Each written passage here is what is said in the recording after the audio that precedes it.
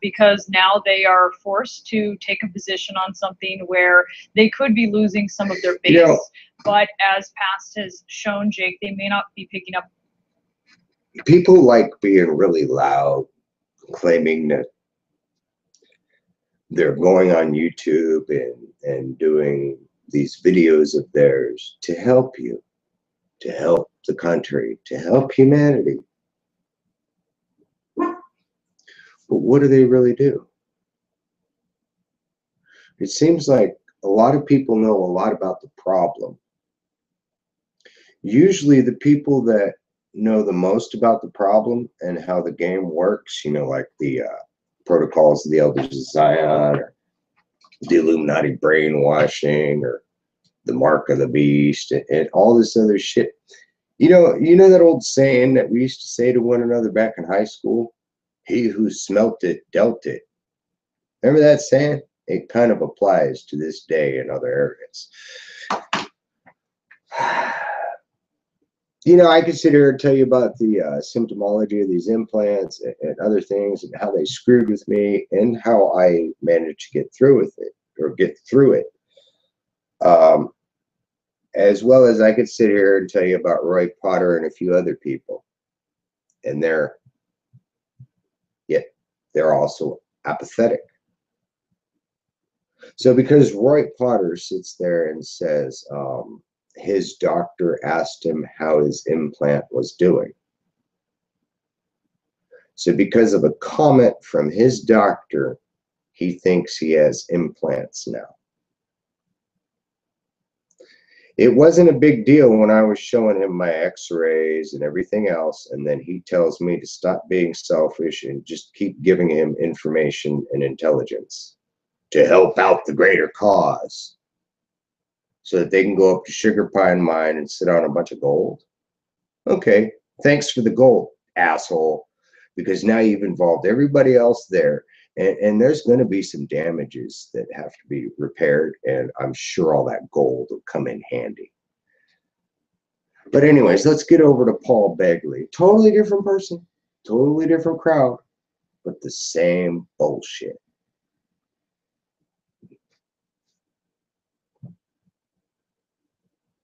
How is that possible? Well, they talk a lot alike.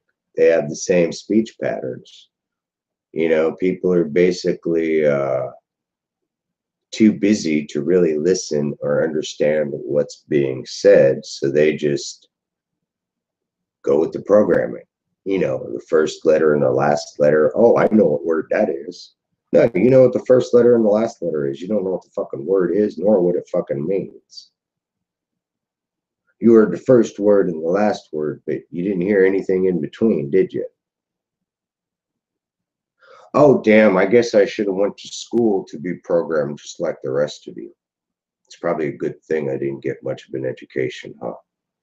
Right now I'm thinking, yeah, it's not really that bad that I didn't get an education. But anyways, so now I'm going to show you my implants and today's Paul Begley RFID Mark of the Beast 666 video.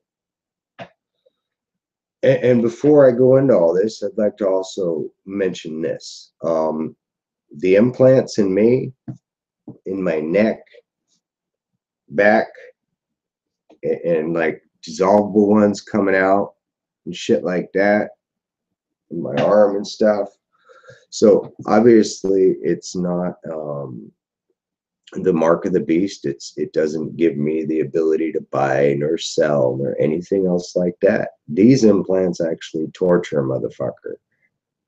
Yet there are medical applications. Yet to excuse yourself saying, oh, well, we needed to do this experiment so we could do medical applications. And yeah, Unit 731 did the same thing, didn't they? What's your fucking excuse? Look at the atrocities of Unit 731. Look at the atrocities of those Nazi mad scientists. And you're going to let them do that here in America?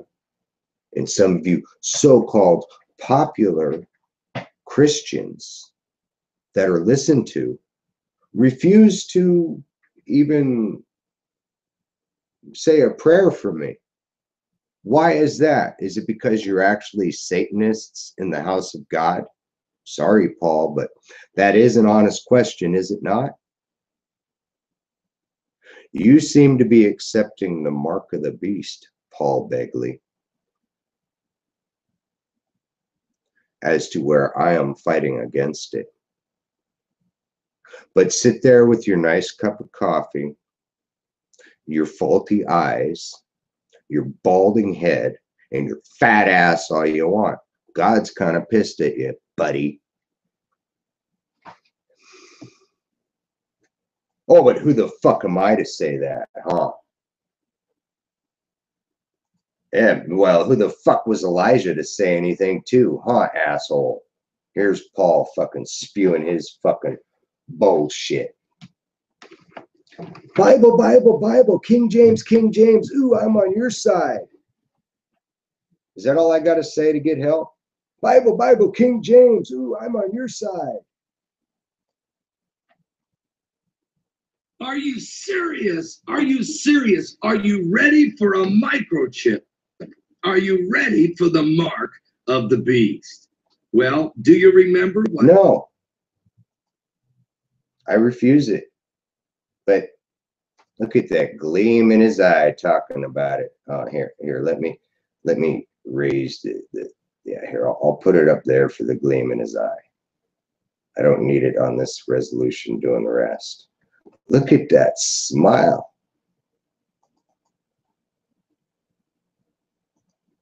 Are you ready? Are you ready? Which one should I? I'll just show you the one in my neck, because that'll give you that kind of gives the most dramatic impact, I guess.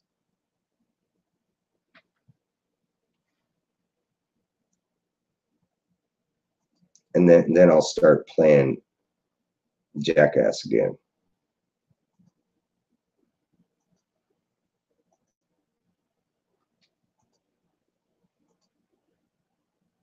President Joe Biden said when he was still serious. Are you serious? Are you ready for a microchip? Are you ready for the mark of the beast? Well, do you remember what Vice President Joe Biden said when he was still Senator Joe Biden? And when Chief Justice John Roberts, in his confirmation hearing, do you remember what Joe Biden said? I'll help you remember. A microscopic tag being planted in a person's body to track his every movement. There's actual discussion about that. You will rule on that, mark my words, before your tenure is over. That's more than a discussion, and they've already ruled on it. It's called the Brain Initiative. Look it up. Paul Begley is way behind on this one. And he's sitting there smiling his fucking little smug ass off. And you're wondering why these white supremacists are shooting up civil rights churches? Come on, assholes. That's what they're going to target. Just stir the pot. You get it? And you know how God works, right? He's going to use this to make a point. Because of your apathy, this evil man, this evil racist, attacked a South Carolina church and killed a bunch of people. Oh, but some people say it's just a hoax. Okay. Yeah, you fucking moron. Can brain scans be used to determine whether a person is inclined toward criminality or violent behavior? You will rule on that. Mark. Oh, so Paul Begley wrote a book about this. Is that the problem? Is that the real fucking issue? Is my information cause Paul's information and others' information to be a bit faulty and a bit limp? I mean, is this about cock measuring or pissing contests? Oh, it's the way you behave and talk. Well, Paul, if people like you didn't insult me for years, as you did, and you know you did, as well as your buddy Rick Warren and a few other pieces of crap that are sucking Obama's cock. Oh, man. Fucking pieces of shit.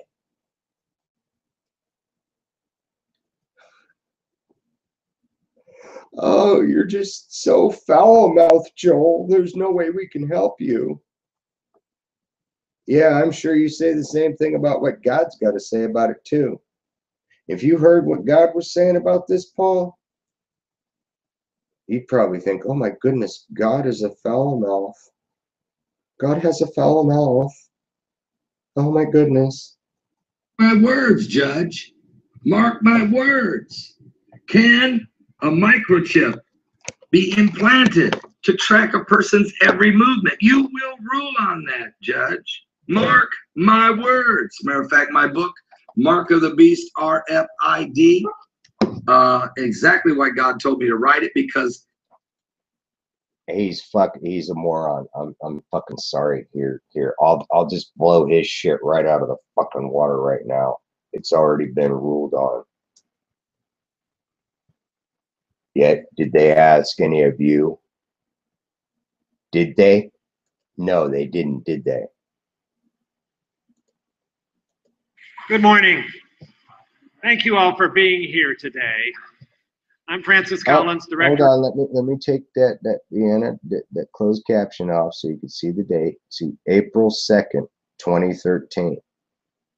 For the National Institutes of Health, NIH, and I am proud to have the honor of welcoming you here to the East Room of the White House for a very special scientific announcement by the President. Investing in biomedical research is one of the wisest choices we can make as a nation. The United States has long been at the forefront of one medical breakthrough after another, helping to save lives, improve people's health, and grow the economy. Moving forward, we as a country are extraordinarily fortunate. Yeah, 402 likes, 73 dislikes. The reason why there's so many likes is because people don't know the extent of the horrors involved in this. And any Christians involved in this, like this fucker, I'm sorry, Paul Begley, but you're proven to be Satan's little lapdog. But hey, as long as you never admit it and you keep lying, you never admit your faults, you never humble yourself and all that other stuff, I'm sure you'll have 162 people out of 848 views that will like you and think that you're a man of God. Just like there's 402 people that think this is a good idea. To have a leader who places such a high value on science to unlock the mysteries of disease and discover new ways of overcoming them. But now we stand at the edge of another frontier in biomedicine and biological research, which the President will describe in a moment. Some may ask how we can afford to talk about investing in bold new research during difficult budgetary times. But the reality is we can't afford not to. Hey, what's up, The man? worst thing we can do in challenging economic times is to stifle innovative thinking. And asking people in this room to delay innovation would be like asking the cherry tree. Just so everybody knows out there, special forces, spies and all that, they don't impress me much. There aren't really many people that impress me, and their profession doesn't impress me. Doesn't matter how big the church is or anything else. It takes quite a human being to impress me. Because I was thinking, it's like, everybody goes woo, woo, woo, gray man this, gray man that, super soldiers, special forces, what the fuck ever. Ooh, Navy SEAL. Ooh, PSYOPs officer. Ooh. It's like, well, yeah, big whoopee. They were trained. They were taught to do what they do. They didn't come up with any of it on their own. They didn't develop it. And that's all they know how to do. Now take away those tools, limit their maneuverability with their skills, and they become pretty fucking limp. Right? I could neutralize any of them. I could figure out a way to neutralize them, and then everybody will get a good fucking laugh. Maybe we ought to start doing that, teaching people humility. by just fucking publicly humiliating them. Maybe that'll work. Or we'll find out exactly how violent they are in their heart, how vindictive and how petty they are. What would happen if this guy Paul Begley was called out on this? Here he is. He authored a book and he's talking all about it. Oh, nice little Canadian maple leaf back there, sitting higher than the American flag. What are you trying to say there, Paul? Oh, but you got this faded old flag back there or whatever painted on your wall. Oh, yeah, you're a real patriot, you fucktard. Sorry, but I just don't have much. Yeah. Well, he's doing more than lying now. Liberty for all. He's doing a lot more than lying. Trees in Washington to delay blooming. It's exactly that innovation that holds immense potential, not just for the families. But hey, lives. Everybody knows so much. Everybody knows how to spot shills and catch people lying. What do you do about it? Oh, you just move on? And then when you find somebody that is speaking truth, you sit there and you egg them on, try to push them across the edge, try to get them to go violent. Good thing I'm not a racist. It's probably what happened to that 20-year-old kid. Somebody saw it as a good opportunity to push somebody across the edge. And then they justified it by saying, oh, well, you know what? Some good will come out of this. Oh, really? Some good's going to come out of it. You know what? I think there are other ways to get some good to come out of things rather than winding up little racist pukes like that kid that shot up South Carolina church. Yeah, civil rights church. It was rather karmic. I'm pretty sure God removed his protective hand to make a point, a civil rights point, a human rights point. How dare you celebrate your freedom and your civil rights as you sit by and you let Mr. Kimball and several others be tortured by these implants and their civil rights and freedom taken in childhood. Not as an adult, not because I joined the military, but in childhood, when I was a baby. So don't you think it's fucking poetic that a racist went and shot that church up? I mean, I hate to say poetic, but the writing is on the fucking wall, ain't it? When you remain apathetic, what you were helped to free your bonds from, those white supremacist racists that want you all as slaves, when those that helped free those bonds, helped you get your liberty and your rights and everything else like that, when you turn your back on us, what the fuck do you think God's going to do about it?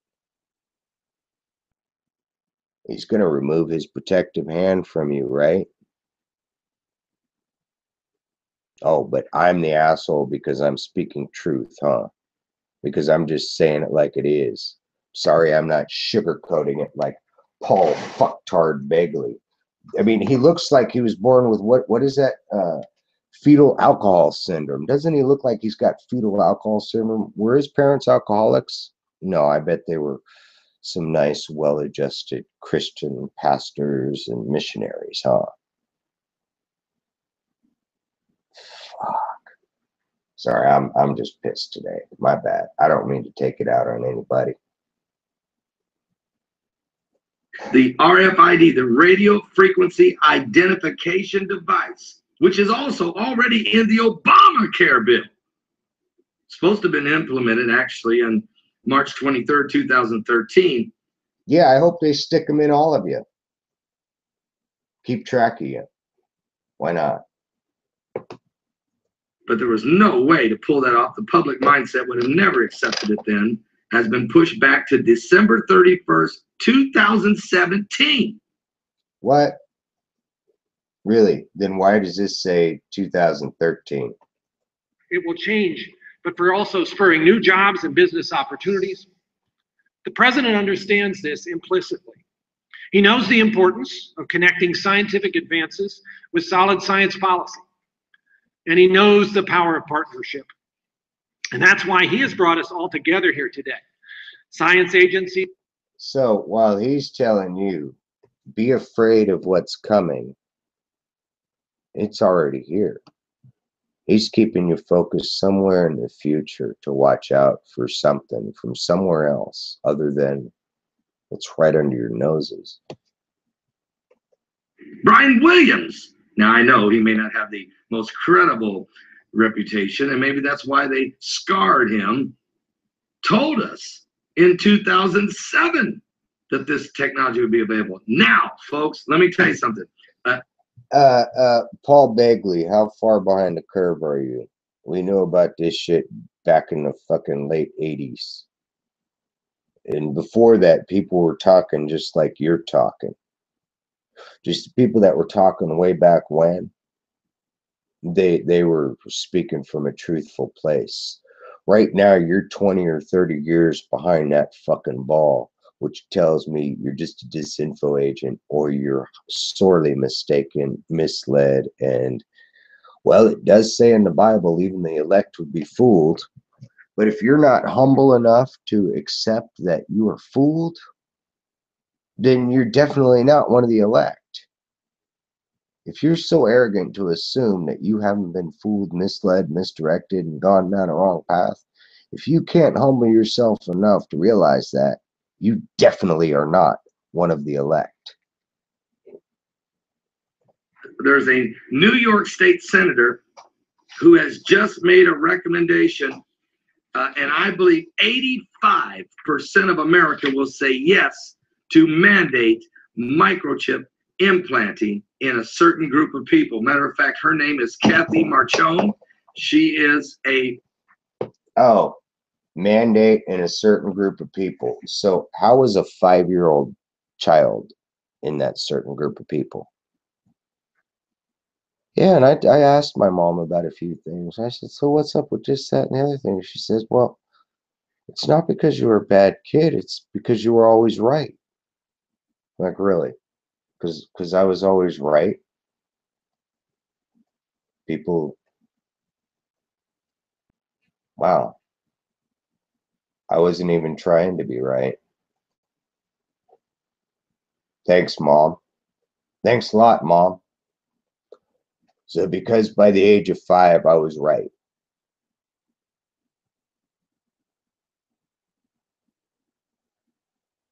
So a certain group of people, huh, Paul Begley? Let's find out what that certain group of people is that he's talking about. State senator in New York, and she has made a recommendation. Here's the headlines. New York state senator. She proposes using GPS implants to track violent convicts. How was I a violent convict at the age of 5? I've never been convicted of a felony. Oh, that's why they wanted to keep that out of courts, that attack. That guy that attacked me 3 times and no charges were ever pressed. They always tried to press the charges against me to prove what? To prove what, huh? See, you motherfuckers have been trying to get me to be violent all these fucking years to prove what? Huh? And then guys like you, fucking Paul Begley, you guys sit by and you fucking smirk and smile. You act all fucking high and mighty, huh? Yeah, you're gonna cause some fucking serious violence, some serious natural disaster type violence, you stupid fucker. What happens when you do that to somebody that's innocent?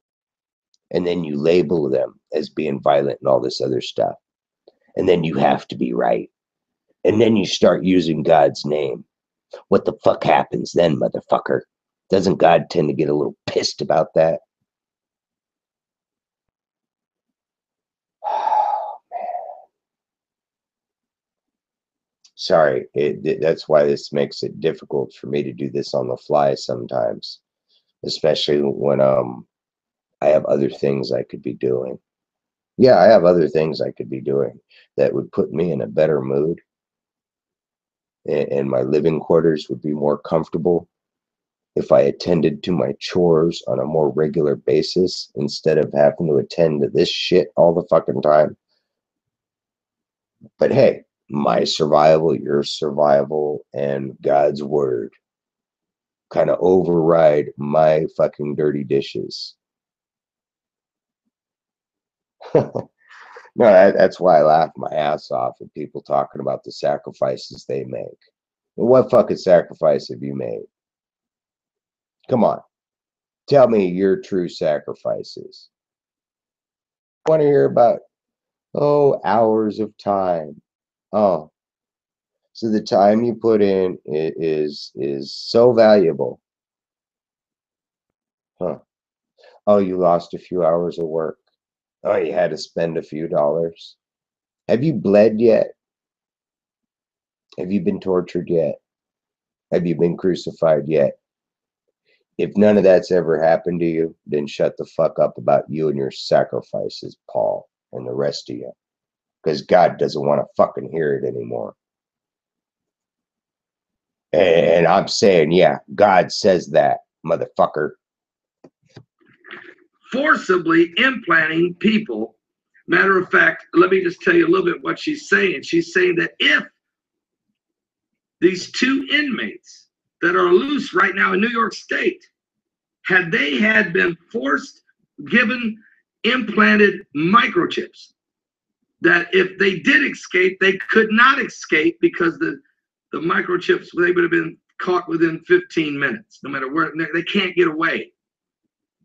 And they would never have to worry about violent inmates escaping again because we could always track them because they would be already tagged.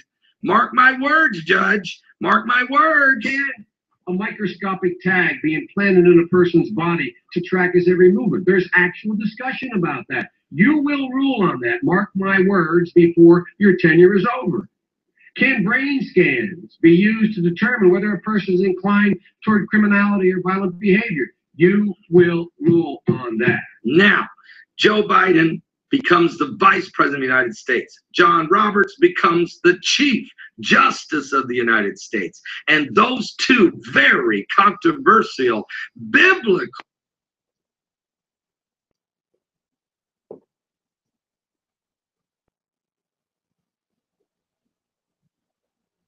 $10 bags of Doritos shoved up his ass.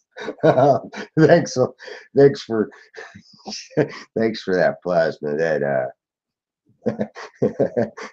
That got me out of my bad mood spiral. Fuck.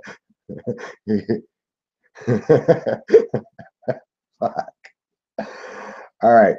I want to ask everybody. So I want to show you the violent criminal that they stuck implants in. Yeah.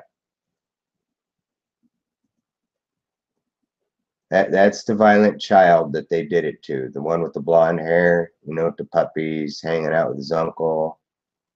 You know, little kid here checking out his first meeting with a dog he's not familiar with.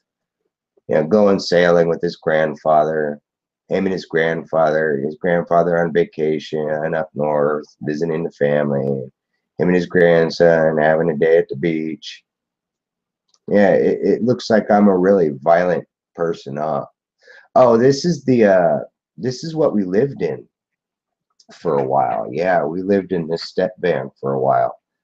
Yeah, it was really fun with my birth defect.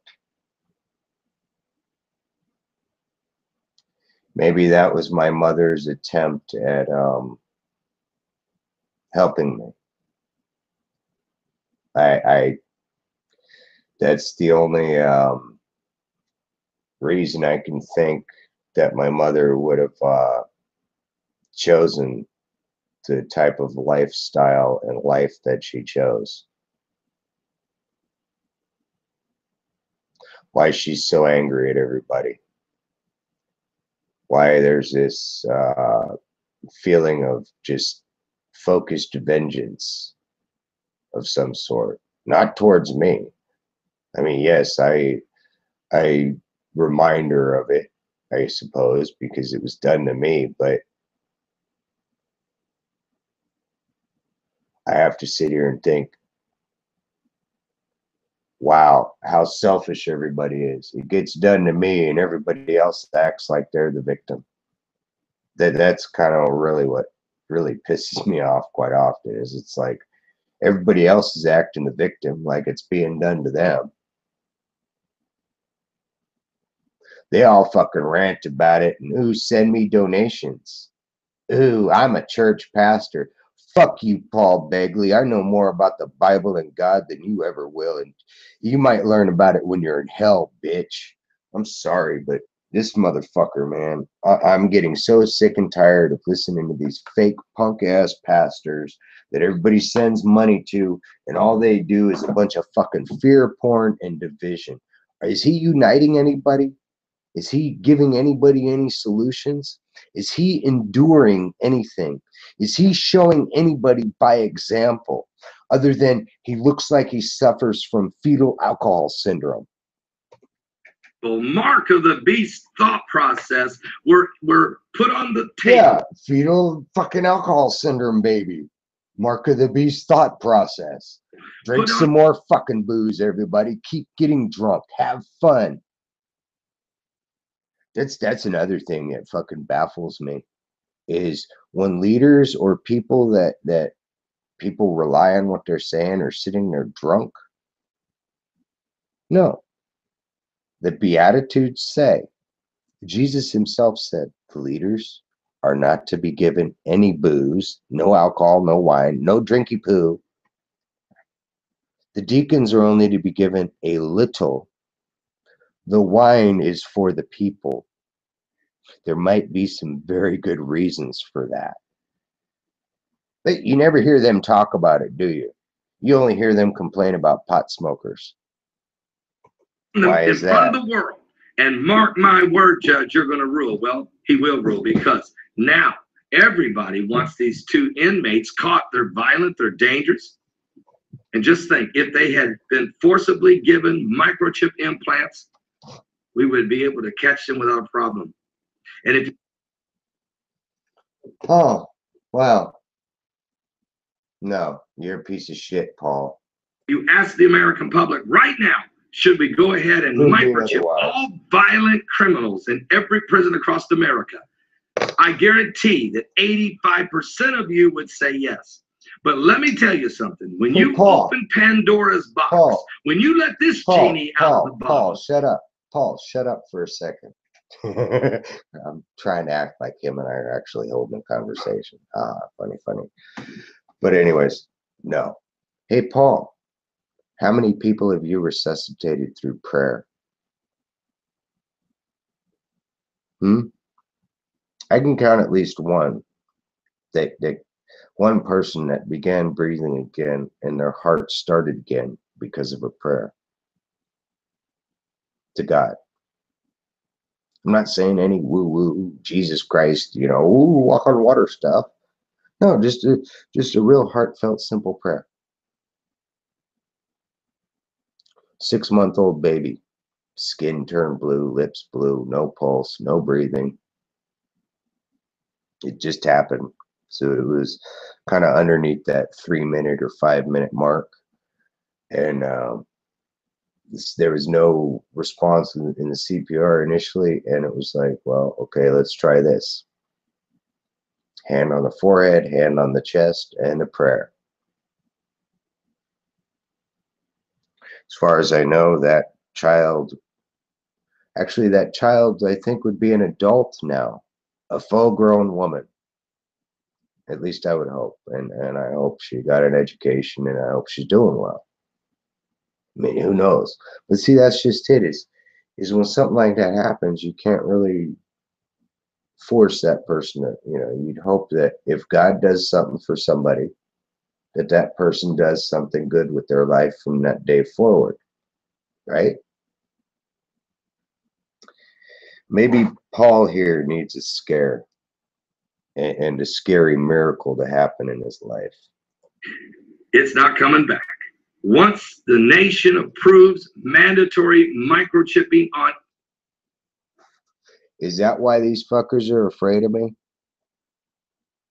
Because stuff like that happens quite often around me, which is also kind of why I'm a bit isolated socially.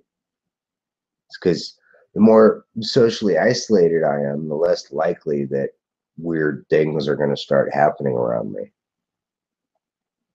And then people start noticing that those same weird things start happening for other people. It's kind of like a Holy Spirit virus, I guess. My bad. I'm sorry, Paul.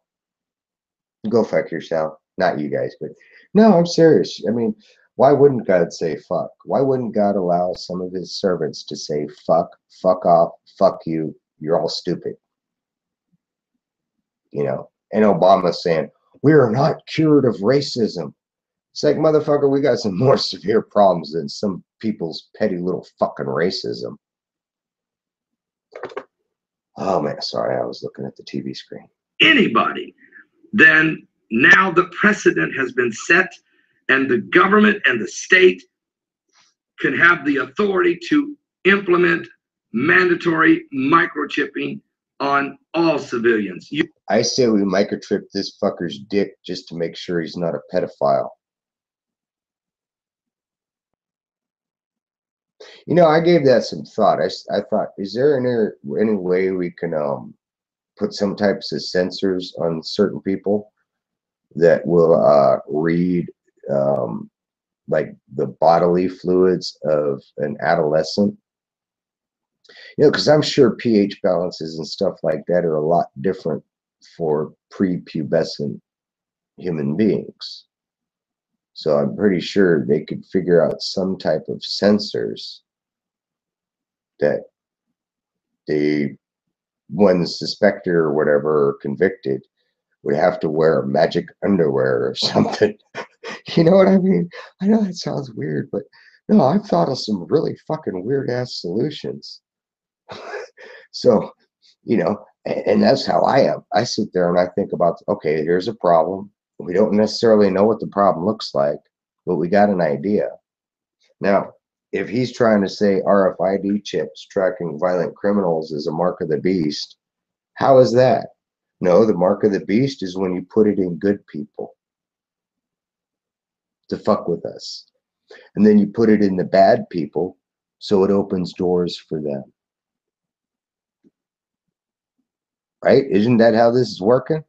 These prisoners got let out of prison. Me, I'm still getting tortured. My back really fucking hurts today.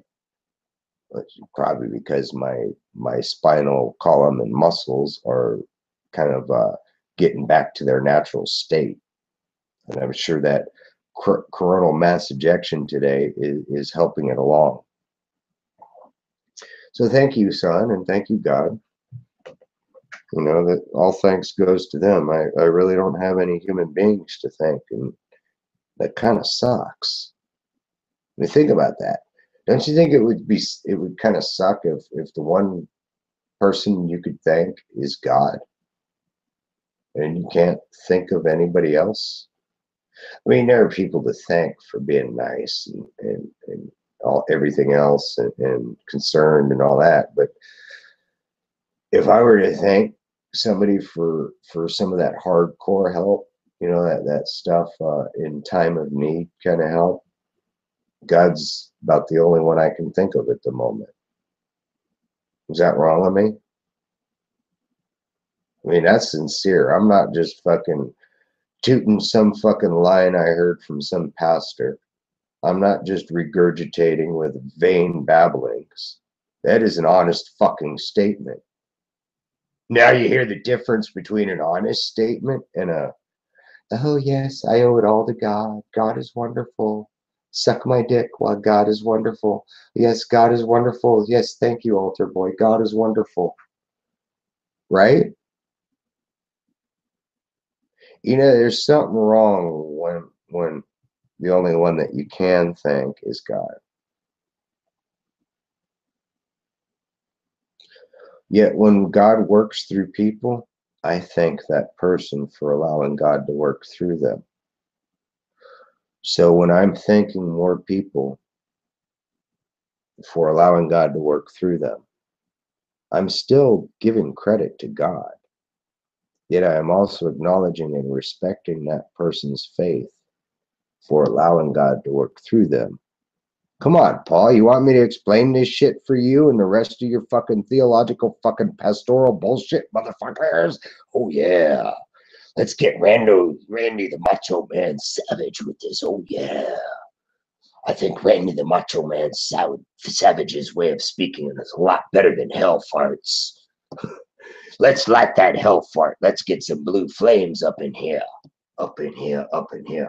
The roof is on fire. The roof is on fire. Don't you think that's interesting? That somebody named Roof shot up a church that is well known for civil rights. Now, I seem to remember an Uncle Tom singing that song quite a bit. Yeah, I knew an Uncle Tom in the 90s. A real Uncle Tom. Second generation Uncle Tom. And he used to sing that song all the time. The roof is on fire. You guarantee, mark my word on that. And I wrote the book, Mark of the Beast, RFID, because I'm telling you the technology, you can only get this at my website. So if you want to find it, because people always say to me, well, I can't find your book anywhere in any bookstores, because it's not in any bookstores. I've never even taken the time to even see if the bookstores want it. But it's very successful, and it's at our website. Just go to my website. But that's not. No, Plasma, that'd be impossible because my grandfather's dead. I'm being kind of funny, but seriously, no, I don't know. No, you know what? You say something like that, people are going to believe it. They're going to go, oh my God, Joel's grandfather is Plasma Burns' clone. His grandfather's clone, so Joel must be Plasma Burns. No, you know what I mean? But anyways, yeah, no. My grandfather passed away in the 90s. Both of them passed away within 2 or 3 years, somewhere around there. Yeah. Yeah, my grandfather's younger years, he looked like a Apache named Fun, which I thought was interesting. Have you ever seen Geronimo's right-hand man, Fun? He was the only Apache that escaped that prison train. I thought that was kind of interesting how similar my grandfather looked to him. So yeah, it's interesting when you see people that look a lot alike. The point is this. What I'm trying to say is God spoke in my spirit to write this book based on current world events, how it relates to Bible prophecy and an end time apocalyptic scenario. That technology, as well as a lot of other things, we're going to shape the mindset to bring about the mark of the beast. Now, even the book of Revelation, if you go with me real quick to the 13th chapter. Did he just tell you what he's doing? He's shaping the mindset to accept the mark of the beast. Chapter of Revelation, we know it talks about the beast that will rise. Grab a Bible, calm down if you have to, and just get a Bible, and let's see what the word says. You can't run away from the prophecies. It don't do you no good to hide your head in the sand. It says it's going to happen. And in Revelation 13, it talks about this seven-headed monster, the seven-headed beast with 10 horns, the 7 continents, the 7 churches, divided into 10 sectors, each sector having a king. That king wears a crown of blasphemy. In other words, the New World Order, the Illuminati spirit will take over the world in a one world government. The Bible calls it the beast. But here's what the beast will do. He will have an antichrist and a false prophet. And they will do this in verse 14. And he deceived them that dwell on the earth by the means of those miracles which he had power to do in the sight of the beast, saying to them that dwell on the earth that they should make an image to the beast, which had the wound by a sword and did live. And he had power to give life. All right, now I'm going to get alien on everybody.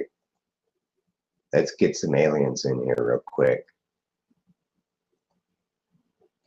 I mean, this must make me a what?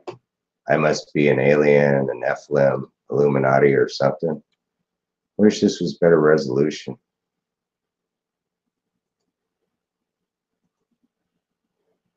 I got the original picture, I think, somewhere. We're coneheads. You see the baby right there? See how elongated? See the great-grandmother? I don't know which side she's from, but this is my great-grandmother right here. Here's my grandfather. Back when he looked as good as me.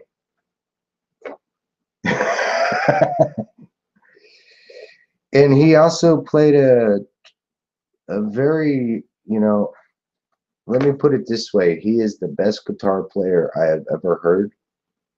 And I'm not saying that because he's my grandfather, because I've heard some really, really good guitar players. But yeah, he was phenomenal. And I think my case is the reason why he and my grandmother,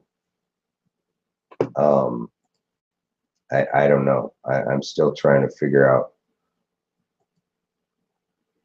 Anyways, I don't need to figure out the family drama. I got to remind myself that it is what it is.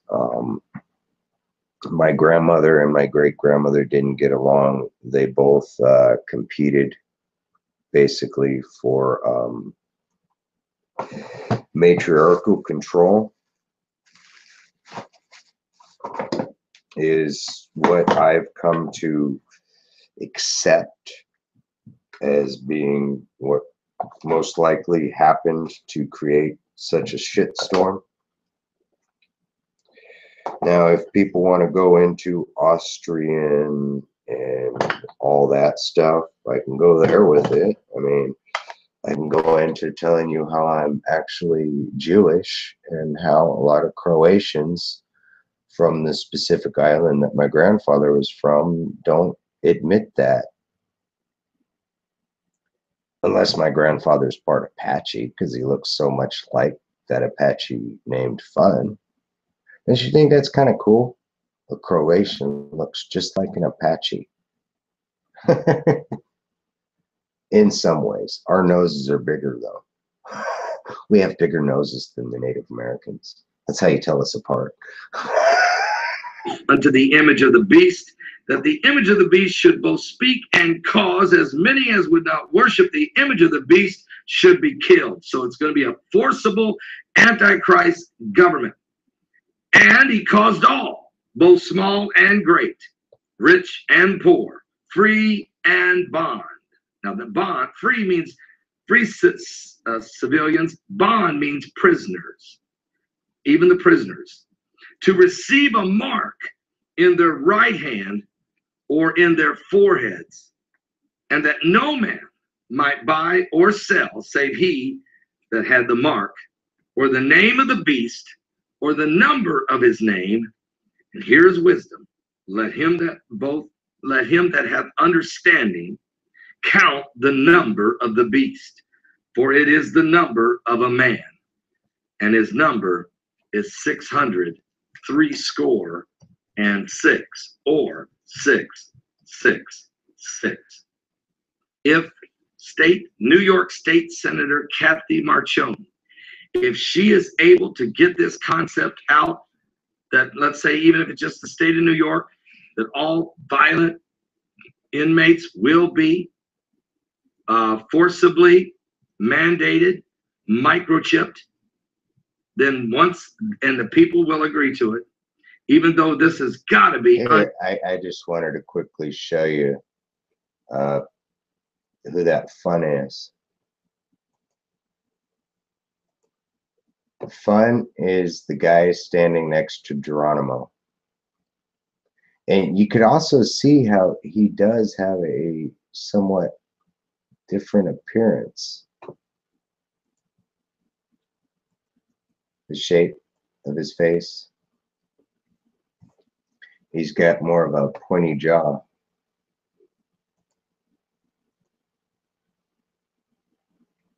Yeah, that guy standing right next to Geronimo, he was known as the most fearless of the Apache. So I just kind of trip out how And similar humanity is in some ways, and how things could be manipulated and distorted at times and all that other stupid shit. You know, people claiming to be from different cultures for whatever reasons. I think part of it is we all got to find ourselves again. We got to accept that our genetics do play a part in how we see things, that our genetics have lived in a culture or environment that has given us gifts as well as blind spots. Everybody has them. I think we gotta learn about these things, share them, because the way humanity's going is we will end up in conflict with ourselves. You know, all these people that hate their own race, that kind of conflict. I don't know how else to put all that. It's like, what's the point in over explaining it, huh? Unconstitutional. Even though it's got to be, they're going to say no. And if this happens, now you've begun the technology of tracking all humans, and the beginning of the technology that could be used for the mark of the beast. Now remember, the microchip technology implanting is actually in the Obamacare bill. Do you think he just likes hearing his voice when he says cool things like the mark of the beast? Autobots, transform! Bill buried in about 17 different paragraphs. They took it, when it was first written, it was plain as the nose on your face. Then they realized that won't pass, so they took it and disguised it in about 17 different pages. But it says the same thing. And then they disguised it as this and passed it. Within the government, as well as philanthropic foundations and leaders in the private sector.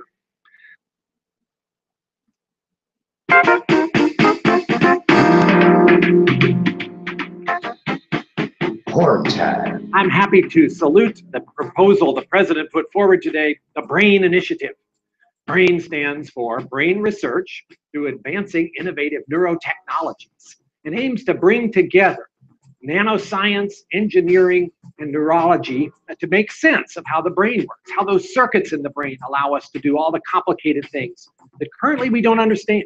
And that will build a foundation that allows us then to understand what are the causes and ultimately the way to prevent and cure diseases like Alzheimer's, schizophrenia, autism, epilepsy, and traumatic brain injury.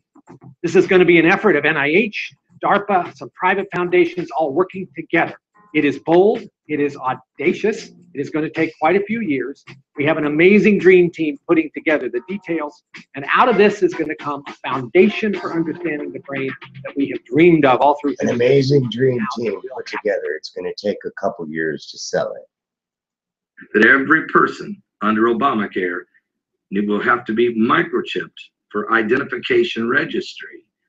And it needed to be done by March 23rd, 2013. Does he have dentures? What happened to his teeth if he has dentures? I'm curious.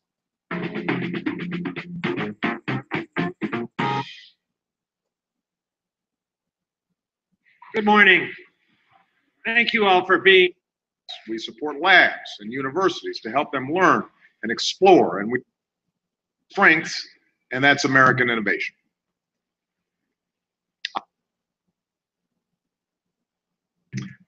Some of the most imaginative and effective researchers in the country. Some very smart people to talk about the challenge that I issued in my State of the Union address. To grow our economy, to create new jobs, to reignite a rising, thriving middle class by investing in one of our core strengths, and that's American innovation. Ideas are what power our economy. It's what sets us apart. It's what America's been all about. Oh, let's see We've been what a nation this of one dreamers is. and risk. Oh, look, it's got 3,849 views. It's been online for, well, 3 months shy of a year. But let me see, 3,000. This one's got 42,000. Okay, so I guess some people are watching some of these. But seriously, 42,000 people. Not many people know about this, do they? But there are more people that know about this stuff through Alex Jones and Steve Kelly and Steve Piesnatch and Dr. Richard Allen Miller. Who is that guy? Gordon Ovell and Dan Burrish. And oh, let's not forget Bill Brockbrader. Good afternoon and welcome to the White House Brain Conference. I'm Meredith Drossback and I work in the Science Division here at the White House Office of Science and Technology Policy. When the President launched the BRAIN Initiative a year and a half ago, it was with full knowledge that it would take an all-hands-on-deck effort to meet the bold challenge he laid before us. That's why it's great to see so many scholars, innovators. She's a very violent woman. She tortures men and doesn't give a fuck. But hey, that's okay as long as she behaves properly on stage and looks cute for the cameras. Okay, it's good to know. Clinicians and philanthropists here in the room today and online answering that call. Before we dive into our program this afternoon, I have a couple of housekeeping notes. We encourage you to follow along our conversation on Twitter using the hashtag WHBrain. During our that hashtag WHBrain, okay, I'm going to go ahead and put that in my hashtag. Q&A with each panel, we will be taking questions from the audience. So please look for staffers roaming with note cards and pens to submit your questions for the panelists. It is with great pleasure that I welcome you here to the White House. I look forward to our discussion and I hope that each of us leaves here today with a new idea on how we can play a role in making this collaborative endeavor a success. With that, I'd like to introduce our first speaker. Daria Nestorovich is a graduate student at the University of Utah, where her primary research interest is neural engineering applied to neural prosthetics, specifically deep brain stimulation for Parkinson's disease. She graduated from Duke University this past spring as a Pratt Engineering Fellow and a National Academy of Engineering Grand Challenge Scholar with a major in biomedical engineering and minor in neuroscience. We're so happy to have Daria here today as part of the White House Brain Conference and to tell us a little bit about her experiences before introducing our next speaker. Please join me in welcoming Daria.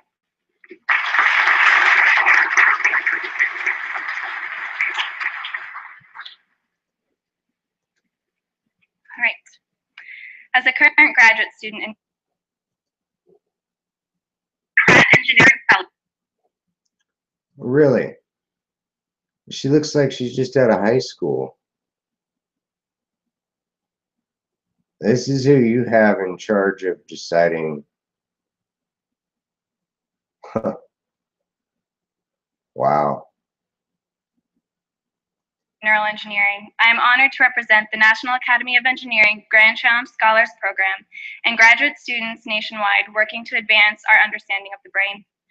Thanks to the BRAIN Initiative and the resulting excitement around neural research. So if I shot her in the head in self-defense, would I be the bad guy?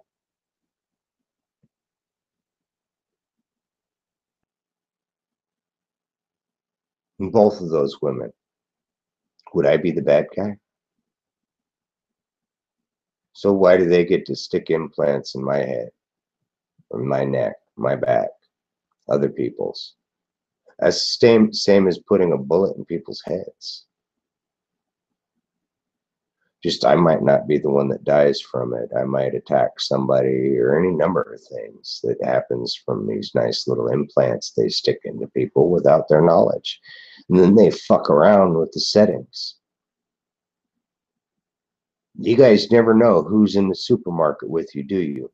You don't know who's driving in the car next to your car, do you? Who's driving that big rig, that train, that airplane? You don't know, do you? They might have implants and somebody might be fucking with them.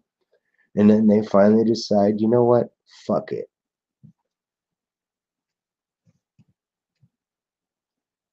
Oh my God, I must be the bad guy for even pointing that out, that some people might think, you know, we'll just shoot all these people. It's a good thing I'm not that stupid, huh? It's a good thing I think it through and go, okay, this is probably some young girl that's been lied to. Either that or she's some sociopath that really doesn't give a fuck.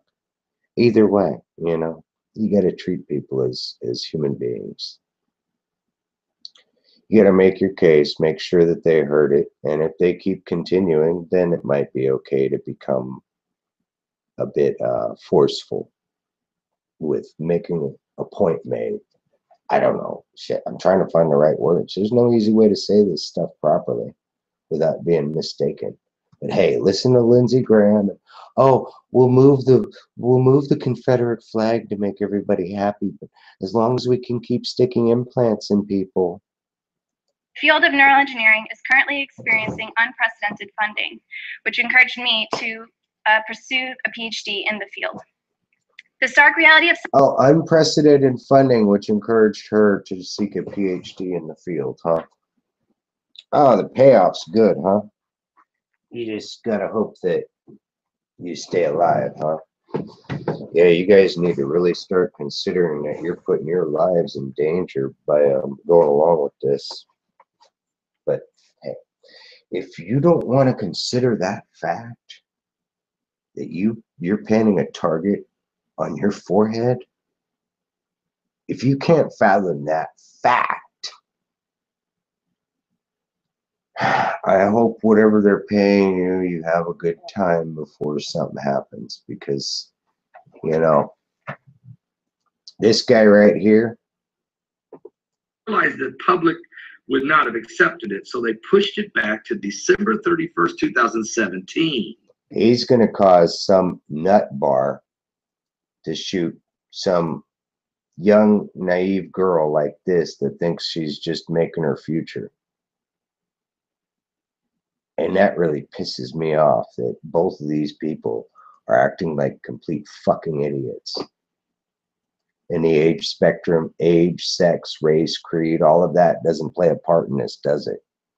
But everybody wants to make it a racial issue or this issue or that issue, don't they? science is that funding is often scarcer than many of us would like it to be. This in turn slows down research progress and prevents the goals of large-scale projects from coming to fruition. Here, let me just fucking keep it real simple now. I've been trying to keep it real simple for a while, haven't I?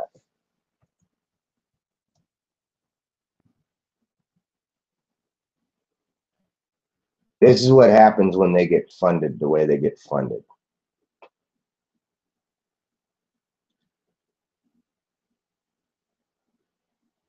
Here, yeah, this here, I hope this isn't in Japanese.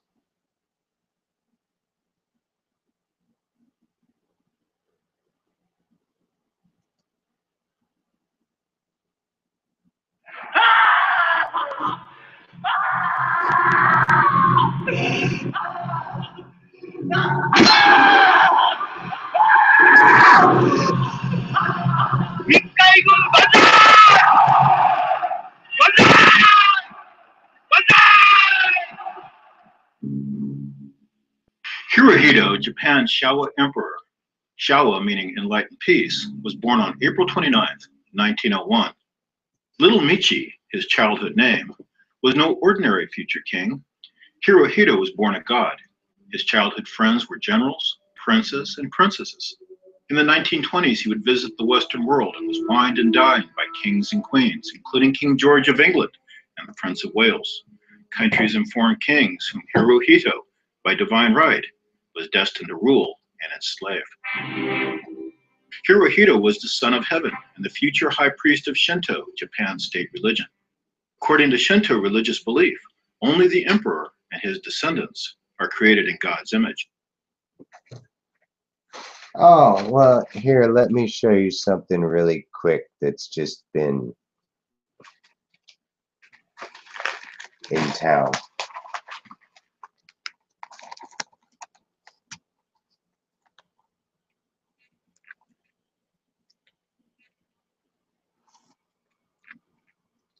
That's the day before my birthday. Oh yeah, I forget. Royal bloodlines and stuff like that don't mean anything anymore. Unless you're a cruel piece of shit, huh? Well, okay, you guys are going to find out what a real warrior of these so-called royal bloodlines is all about. I hope you enjoy a few more fucking earthquakes, you pieces of crap over in Japan. Still fucking around, ain't you? You're still fucking around. Now you're killing off the Pacific Ocean. Fuck you. Fuck you and your national treasures until you make this right, until you force Obama to speak of it and make it right. Right? However, the BRAIN initiative has already led to the investment of substantial funding aimed at the ambitious and necessary goals of mapping the brain, linking neural activity to behavior, and integrating computation within neuroscience experiments. With a background in biomedical engineering, of science and technology. There's the old pervert writing her check, huh? Little teacher's pets that only can make it by sucking dick and going along with the sick program, huh? I'm just keeping it real. That's how the real world operates, ain't it? Why don't we stop pussyfooting around the fucking bush and just say it like it is, eh? According to Shinto military and religious belief, the Japanese emperor was destined by divine right to rule not just Japan, but the world. Hirohito was the 124th emperor of Japan, whose ancestry lived from his father. See, everybody's playing this stupid ass game and none of them got a fucking any reality to stand on. And they all can't stand me, so I will just fucking destroy them if they want to keep fucking with me.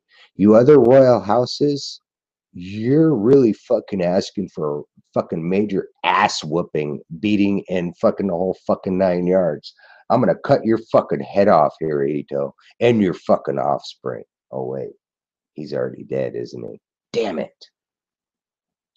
Well, hey, if your offspring is so fucking castrated, is in other words, the current emperor of Japan and the princess and all that are so fucking nutless that they got to go hang around Benjamin Fulford. Wow. I sure hope you study your own martial arts, because I have. Backwards in time in an unbroken line of succession from father to son to the very first emperor, Jimmu, who was the grandson of the sun goddess, Amaterasu. Hirohito, like his father and his father's father, was a direct descendant of the sun goddess, Amaterasu. Because the earth was... Oh, is Amaterasu jealous of Aphrodite? I'm wondering about that now. Huh. I'm just kind of being funny there, but no, I'm serious. Unit 731. Pretty... Yeah, how many of you have heard of it? Most of you probably didn't hear about it until I started ranting about it. And that's okay. I don't need all the credit, but seriously. I've only been at this for over 20 years. Populated by subhuman... But hey, nobody's ever heard of me, huh? Yeah, go figure. Barbarians. Amaterasu sent her son, Ninigi, to establish the Japanese race and to govern the people. It was her grandson, the Emperor Jimmu, who became the first emperor of Japan. Thus, Hirohito was a god, a direct descendant of the first emperor, Jimmu, and the goddess of the sun, and it was his divine right to rule over all nations of the world. But Hirohito was not an ordinary god, for he was a god of science. It has been said that more people have been killed in the name of religion than any other cause, and yet science has always been the best friend of the killer. For with science, you can kill thousands, tens of thousands, hundreds of thousands, millions of people in just a brief period of time. Hirohito, the Showa emperor, was a scientist. His specialty, biology, marine biology, the study of living things, was his passion. And yet Hirohito was interested not just in the science of life, but the science of death. The Showa emperor was a biologist. he understood the massive killing power of diseases and epidemics. It was his divine desire to harness that killing power, as it was his destiny, by divine right, to rule the world. Japan would conquer the world through biological terrorism and with biological weapons of mass destruction. Emperor Hirohito, with his own personal stamp of approval, helped finance and create the infamous Unit 731, Japan's secret biological weapons laboratories, in which humans were the unwilling subjects, and the purpose of which was to develop deadly biological weapons which could be used to infect, sicken, and kill millions of innocent people.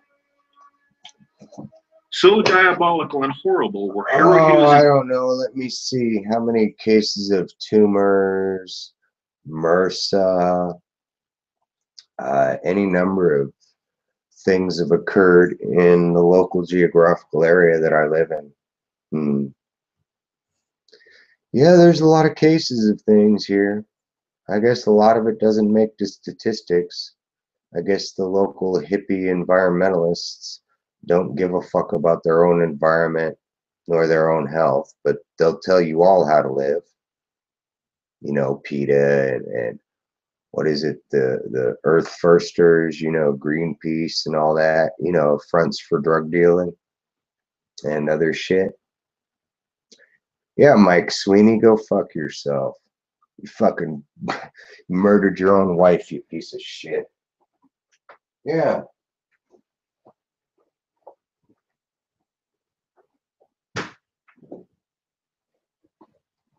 Yeah, you guys know the story about what is it, Earth First?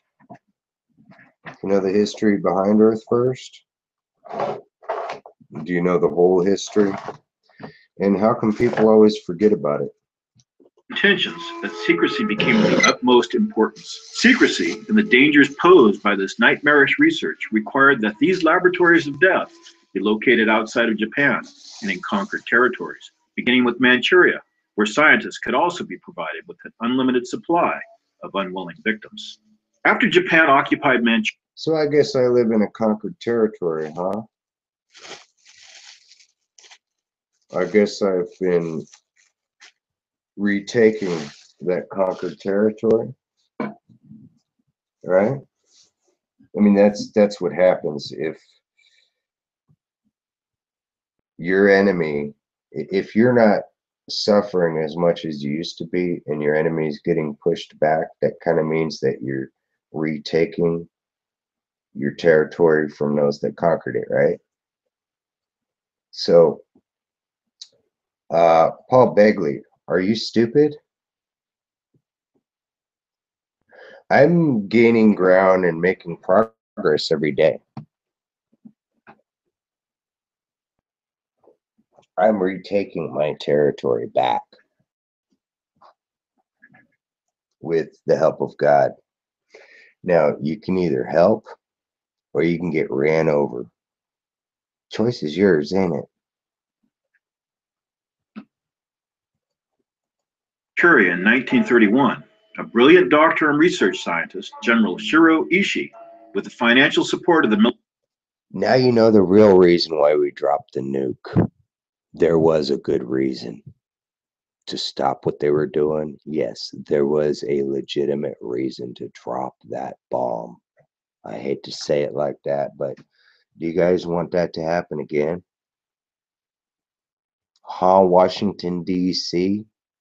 Do you want this to happen again, where a bomb needs to be dropped to put a stop to something like this? Military Affairs section of the powerful Military Affairs Bureau, Japan's feared and dreaded secret police, started human experiments in Manchuria. In 1936, under the direction of General Ishii, a state-of-the-art medical research facility was established near Pingfang, just northeast of the major city of Mukden. It would be called Unit 731.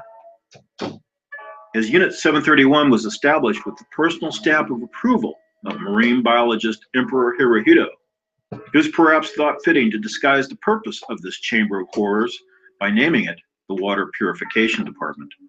The Unit 731 research complex— You like that? soon covered 6 square kilometers and included more than 150 buildings and state-of-the-art laboratories, including a private prison that could hold over 500 potential victims, and over 100 cages, 7 to a room, just large enough for one naked Chinese or Russian to sit cross-legged. Or you know what? The way I'm seeing it now is if Hirohito, the Queen of England, and all these other royals can be as arrogant and all this other stuff, maybe I should just start telling the truth about my heritage and what I'm capable of. What do you think? Think anybody'd believe me? Or do you think they'd all want proof? See, when they ask for proof, they might get it. And they never like it when they get it. And then they want to try to blame me or God or somebody else. And it's like, well, why don't you stop fucking with God and maybe your life would be without these earthquakes and other things. I mean, how hard is that? But you're going to believe some Hirohito fucker talking about his ancestry and how he's descendant of all this other stuff. And then he gets a bomb dropped on his dumb ass and he goes, oh, my balls just got blown off. Isn't that what happened, Japan? Didn't your emperor get his balls blown off by the A-bomb? Just keeping it real, being direct and to the point. And I'm sure the Japanese Yakuza would be like, you know what? This Kimball guy is right. And, you know, I think he could take our emperor on. I probably have more respect for Japanese culture than your own emperor does. I mean the real culture, the heart of it, not the disciplines, not the dogmas, not the other stuff. I'm talking about the Miyamoto Musashi kind of stuff, the Morihei Shiba kind of stuff, which Miyamoto and Morihei, yeah, this kind of stuff is something they would not have appreciated nor assisted in. But hey, then again, I might be Morihei, huh? You never know. curl up in a fetal position and lie down.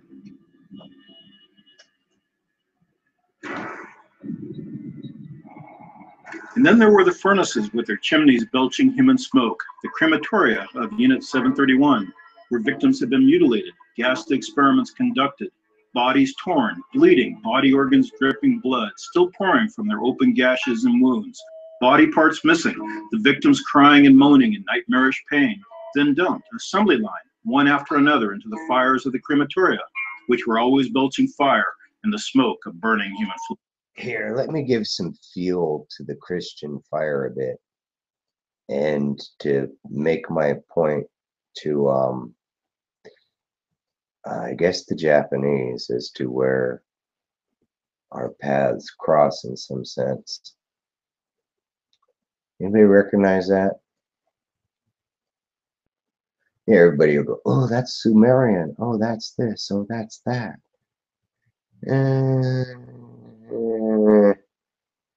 It's a monotheistic culture that you're seeing here. In other words, believing in one true God. One of the oldest cultures that followed that. And some believe we come from some type of angelic thing or whatever, but that's neither here nor there. Big deal is what I say. I'm human. I live on this world with everybody else. I still pee standing up. Of course, now I also shit standing up because of my colostomy. But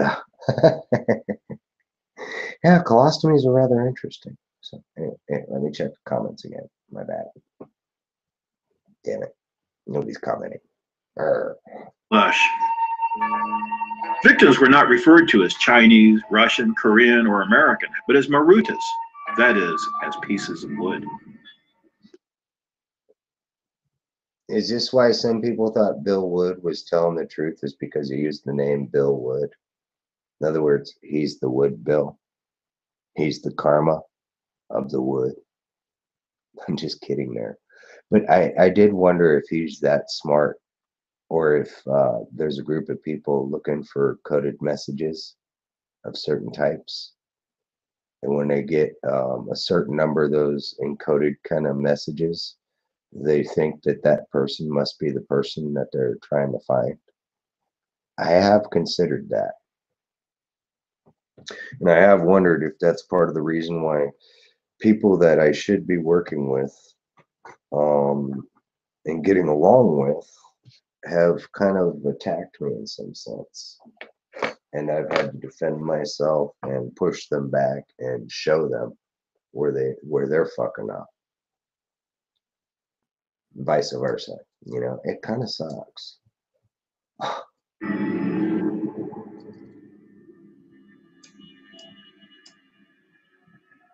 The cages were designed to prevent movement, so prisoners could be injected with a variety of bacteria and deadly diseases, and then observed for 3 or 4 months before they were dissected alive and killed.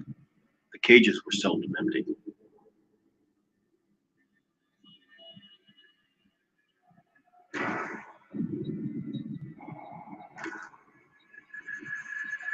Infected prisoners were also caged together with healthy victims to determine how fast the disease could spread from human to human.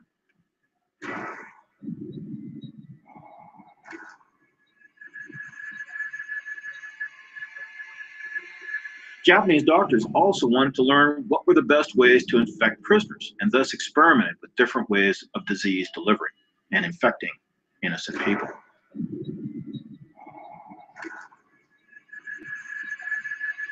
It's Human.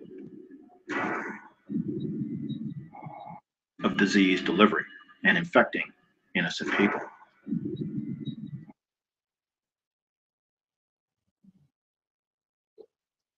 I know it's gross, but I want you to see how gross it is.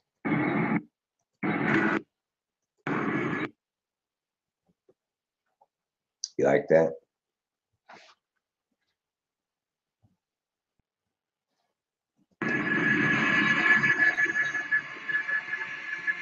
However, the true chamber of horrors was located deep within the secret recesses of Unit 731. Much of the research on live humans was considered so diabolically perverse and nightmarish, it was thought best to keep this research secret from non-medical personnel. Victims were hung upside down and tortured, burned with... To keep it a secret from non-medical personnel. Who are represented in this room. And I want to start with two of my favorite members of Congress, very strong supporters of science and technology in the Congress, Congresswoman Eddie Bernice Johnson, who is the ranking member of the House Committee on Science, Space, and Technology. Congresswoman Johnson.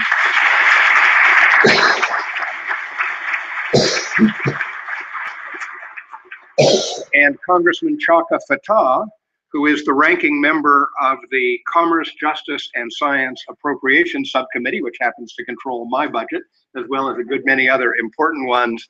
Wow, that's a nice title, ain't it? And Congressman Fattah has been a tireless supporter of initiatives and innovation in neurotechnology and neuroscience in particular. Congressman Fattah.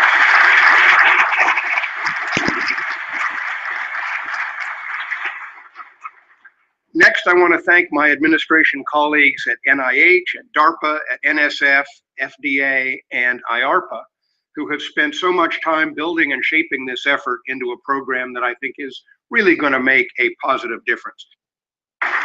Next, I want to thank my administration colleagues at NIH, at DARPA, at NSF, FDA, and IARPA, who have spent so much time building and shaping this effort into a program that I think is really going to make a positive difference. Oh, really?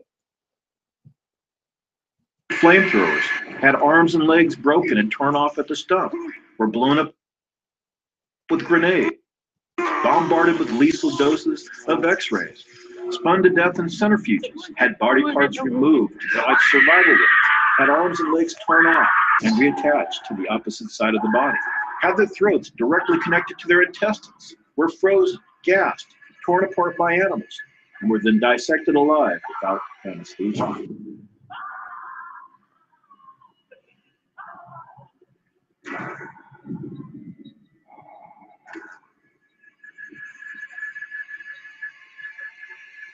Women were raped and impregnated by other prisoners under orders from their guards, and sometimes raped by Japanese doctors. Once impregnated, these women would be injected or exposed to deadly biological diseases, including gonorrhea, syphilis.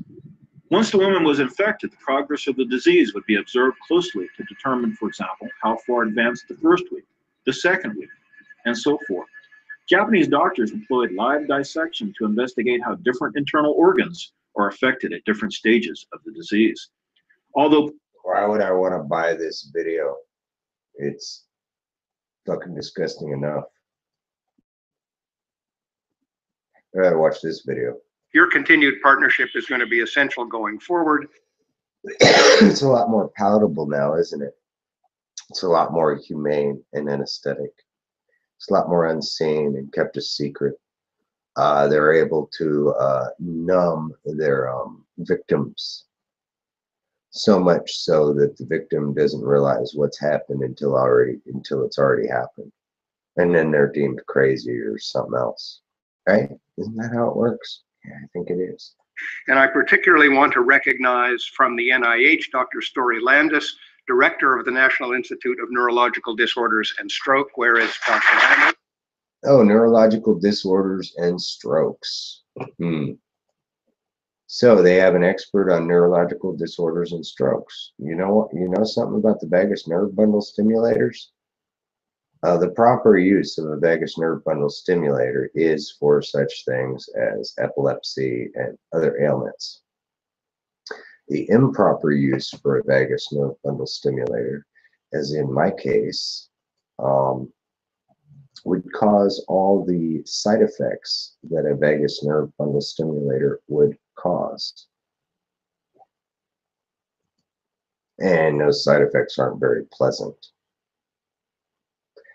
So, all right, back to the Brain Initiative. So, Paul Begley, I hope you're listening. I hope I didn't piss you off enough. I hope you're able to practice forgiveness for my foul mouth. And maybe you'll also be forgiven for your apathy, if you can forgive me for my foul mouth.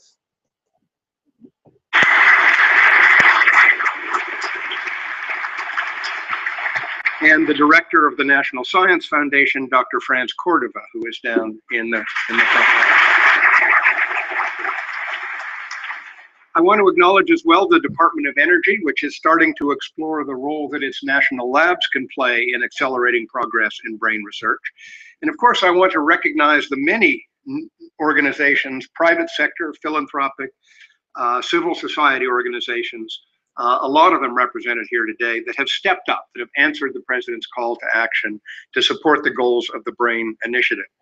And last, to everybody in attendance here and to those watching on the webcast, thanks for joining us at this first ever White House Brain Conference. You know by now that the Brain Initiative has emerged as one of the administration's top research priorities. In fact, President Obama identified it as one of the administration's grand challenges. Those are 21st century versions of moonshots, audacious but achievable goals to solve tough problems and spark game-changing innovations. The Brain Initiative is all about accelerating the kinds of research, discovery, and innovative technology applications that can help build a dynamic understanding of how the brain works. One of its aims, obviously, is to build the tools and technologies that researchers will need to uncover the mysteries of brain disorders, which today, as we all know, afflict American families and people around the world. Disorders such as Alzheimer's, Parkinson's disease, depression, and traumatic brain injury. These and other neurological and psychiatric diseases of the brain exact a staggering toll on our society. You want to know what they were doing with me? They were inducing the shit. Then they were hoping that they could act like they provided the cure. You get it? In other words, they induce the trauma or the symptomology of something. And then they claim to be the people with the answer with an implant like that. Oh, really?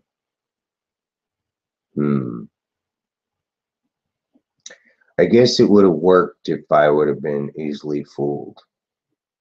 If my comprehension levels were below the 85th percentile. Yeah, I'm on the other end of the spectrum of paying attention. When I do pay attention. That's why sometimes it seems like I'm not paying attention when actually I am paying very close attention, believe it or not. Yeah, I had that problem when I was a kid with somebody of the Scottish Rite. I think it might have been Manly P. Hall when I was like 4 or 5. He didn't think I was listening to him talk about corporations and how they were the real enemy, and that was who I was going to have to defeat, and my life was going to suck, and all this other fucking bullshit. And yeah.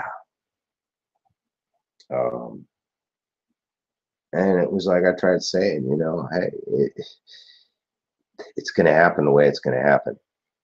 Why do we need to discuss this? We know. Let's move on. Let's do something. Let's work on something. Let's work on a solution or something.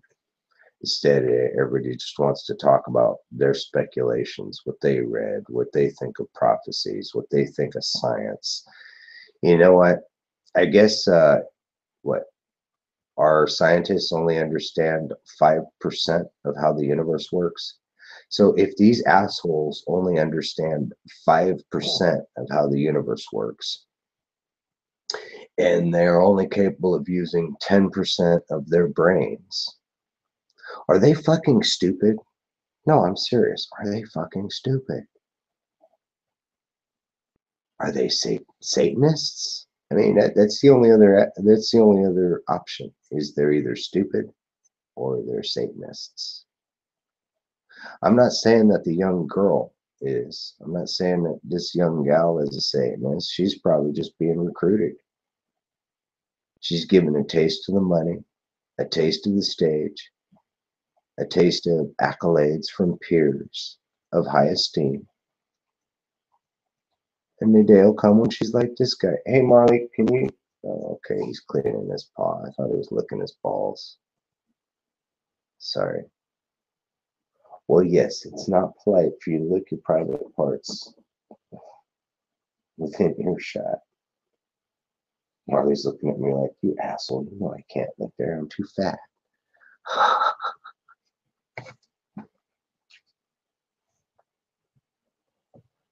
Oh, come on, play.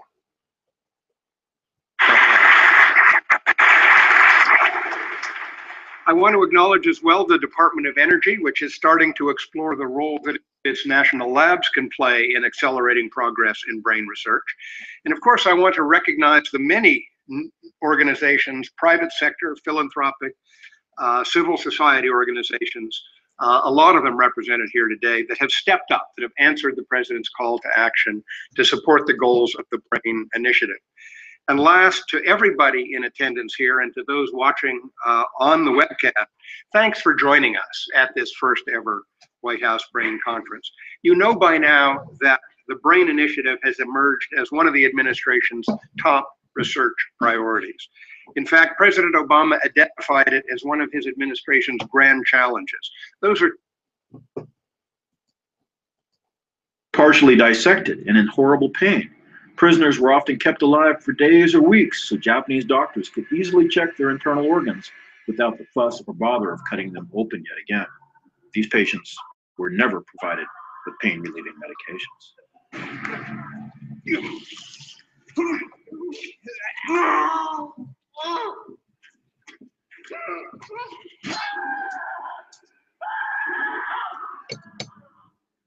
Prisoners were also directly injected with a variety of bacteria and then observed for 3 or 4 months before they were dissected alive and then burned in one of the many furnaces designed for assembly line cremation.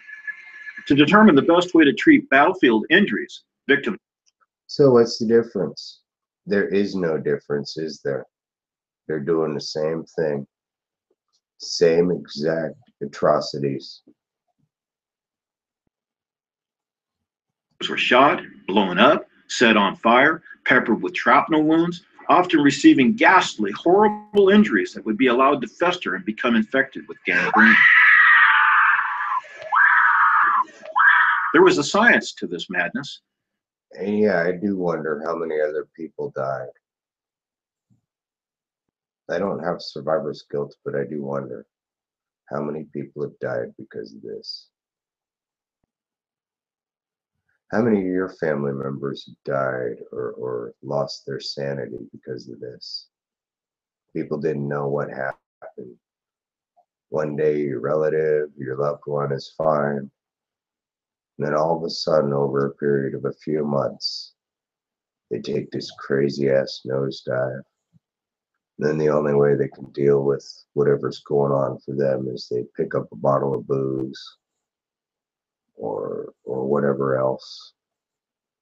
Yeah, I wonder. You know, I have to, don't you? Chinese would be staked together and set at varying distance from the intended bomb blast. The purpose was to determine the range and maiming power of the weapon. Survivors might then be treated or allowed to die in agony in order to determine how long they might survive. As always, prisoners were dissected alive without anesthesia. If his research stock ran low, Ishii would request that the military supply him with newly captured POWs, including Americans and British soldiers. Or he would order the secret police to sweep the city for new subjects, who would then be arrested, transported to Unit 731, imprisoned, and then subjected to the most horrible nightmarish atrocities imaginable, and then never seen again. And Unit 731 stayed active well into the 50s. Another little thing that's left out. It's also left out in a lot of these documentaries that the United States of America basically continued the Unit 731 stuff.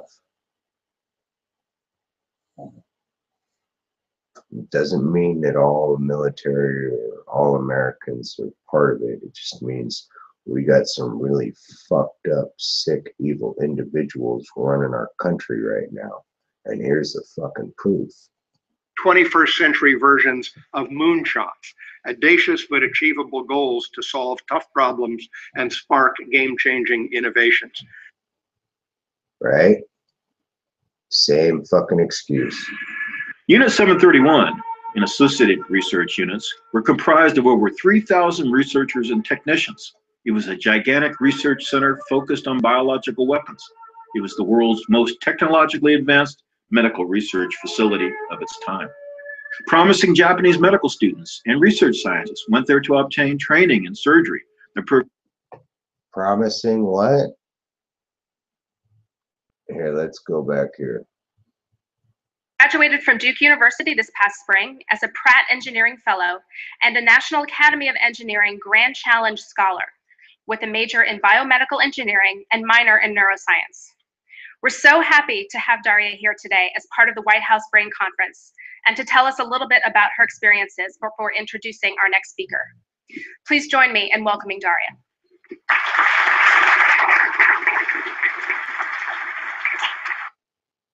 Let's remind ourselves of what they just said here. Weapons. It was the world's most technologically advanced medical research facility of its time. Promising Japanese medical students and research scientists. All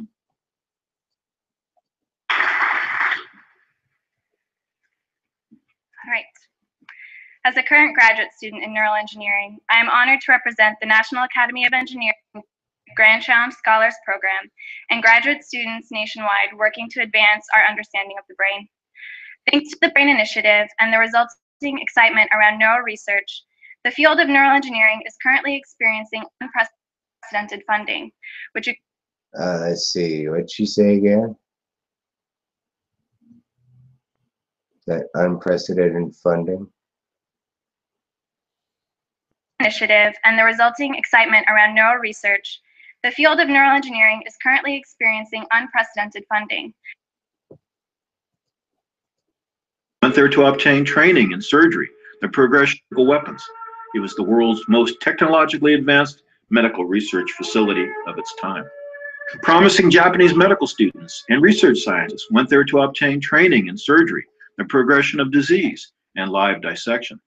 Unit 731 was the training center for the elite of Japan's medical and research establishments. Right. Which encouraged me to pursue a PhD in the field. The stark reality of science is that funding is often scarcer than many of us would like it to be. This in turn slows down research progress and prevents the goals of large-scale projects from coming to fruition. Oh, what slows it down? Funding or human rights? Many of the scientists involved in Unit 731 and who conducted human experiments went on to prominent careers in politics, academia, business, and medicine, becoming presidents of universities, deans of medical schools, heads of public health agencies, and rising to positions that included governor of Tokyo, president of the Japan Medical Association, director of Japan's Olympic Committee, director of Japan's National Institute of Health, and obtaining key positions in Japanese drug and medical companies. Dr. Ryoko Nisha conducted grotesque experiments with thousands of innocent victims and went on to become the multimillionaire founder and director of a major Japanese pharmaceutical company, Japan's Green Cross. Hasada Yoshimura ran the Frostbite Lab. Humans were stripped naked, forced to stand outside in sub-zero freezing temperatures, or were taken to a special refrigeration unit and had body parts frozen and were housed in cages until gangrene set in, and were then dissected alive to determine the extent of tissue damage. However, the BRAIN Initiative has already led to the investment of substantial funding aimed at the ambitious and necessary goals of mapping the brain, linking neural activity to behavior, and integrating computation within neuroscience experiments. With a background in biomedical engineering and neuroscience, I earned my bachelor's at Duke University before starting my PhD. What's wrong? I noticed my viewership just dropped off. Is this getting too real for some of you? With Dr. Alan Dorval in the Neural Interfaces track in the Bioengineering program at the University of Utah. As a part of the National Academy of Engineering Grand Child Scholars Program, which a colleague of mine will describe later this afternoon, I joined Dr. Warren Grill's neuroprosthesis laboratory at Duke during my freshman year. Our research focused on deep brain stimulation, a neuroprosthetic treatment for the motor symptoms of Parkinson's disease. Bullshit. Despite the I gotta fast Particularly forward. want to recognize from It's hard for me to listen to a kid going along with this stuff. It just, it's what it is.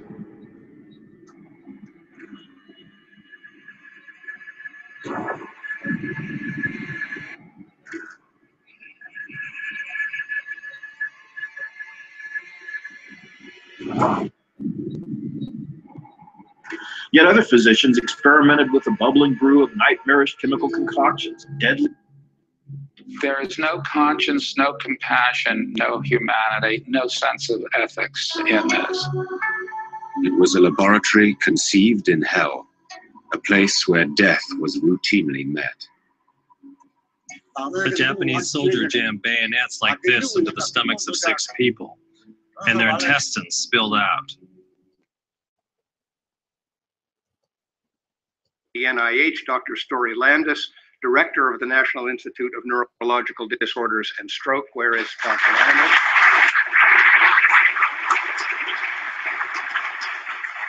And the Director of the National Science Foundation, Dr. Franz Cordova, who is down in the front line. I want to acknowledge as well the Department of Energy, which is starting to explore the role that its national labs can play in accelerating progress in brain research. And of course, I want to recognize the many organizations, private sector, philanthropic, civil society organizations, a lot of them represented here today, that have stepped up, that have answered the President's call to action to support the goals of the BRAIN Initiative. Oh, just like Hirohito, huh? Yeah, nice stepping up, assholes. Viral and bacterial agents and with blood substitutes.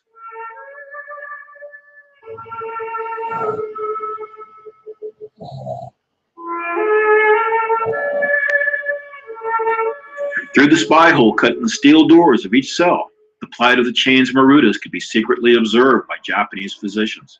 Some had rotting limbs, bits of bone protruding through the skin, blackened by necrosis. Others were sweating in high fever, writhing in agony or mourning in pain. Those who suffered from respiratory infections coughed incessantly. The most acute symptoms of the worst diseases in the world were coldly observed by Japanese nurses and doctors. Over 10,000 Russians, Americans, Koreans, and Chinese men, women, and children were exposed to horrible diseases, cancer-causing chemicals, and flesh-eating bacteria, or had their body parts frozen or burned, and were then dissected alive and without anesthesia so that Japanese doctors could observe the effects on living human organs. As always, prisoners would be stripped naked, strapped down on a table, and dissected alive without anesthesia to observe the progression of the disease. The first time Those who entered never left. And last, to everybody in attendance here and to those watching on the webcast, thanks for joining us at this first ever White House Brain Conference. You know by now that the Brain Initiative has emerged as one of the administration's top research priorities. In fact, President Obama identified... You guys started this long before you had any of it okayed, before you went public with any of it. You had already started it, which puts you in the same category as these guys in Unit 731. There is no way around that. You're guilty of that. Now, what you do from this point on may decide whether or not you're seen as a monster like these guys or not. Right? Or have you guys already caused a lot of death and harm, anxiety, suffering, and torture in society that if it were to ever come out, you would be seen as monsters just like those in Unit 731? I was very hesitant to do what I was told to do. The second time, you get used to it. The third time, you more or less volunteer. Ishii told us that he was experimenting on germ warfare. And to us, I mean, he was like a god.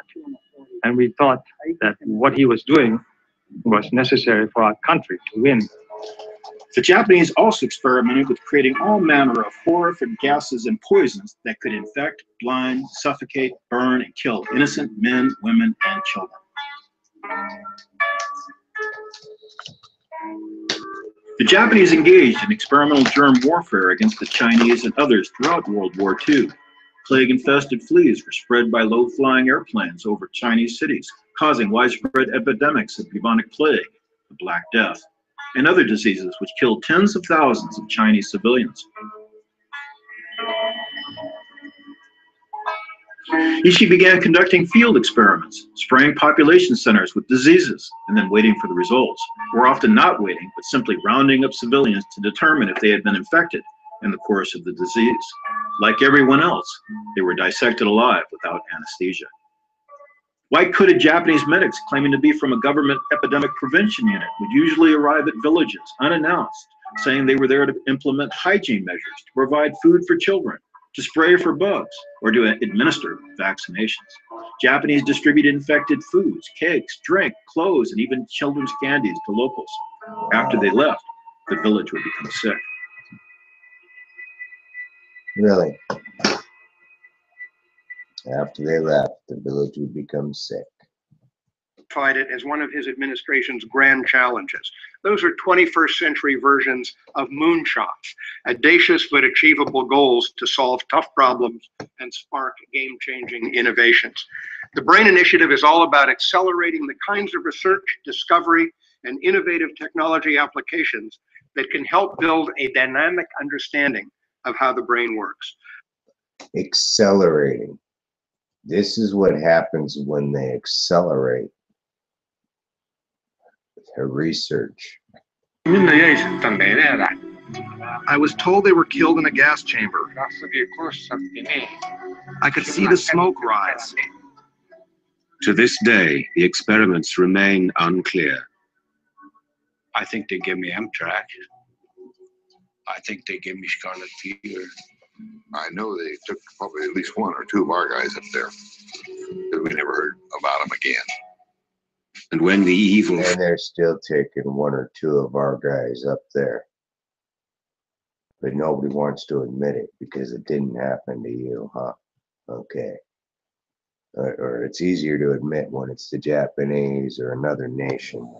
But God forbid we do it to our own. And if we do, God forbid anybody ever says anything, huh? Because how could we be monsters like the Japanese were? Right?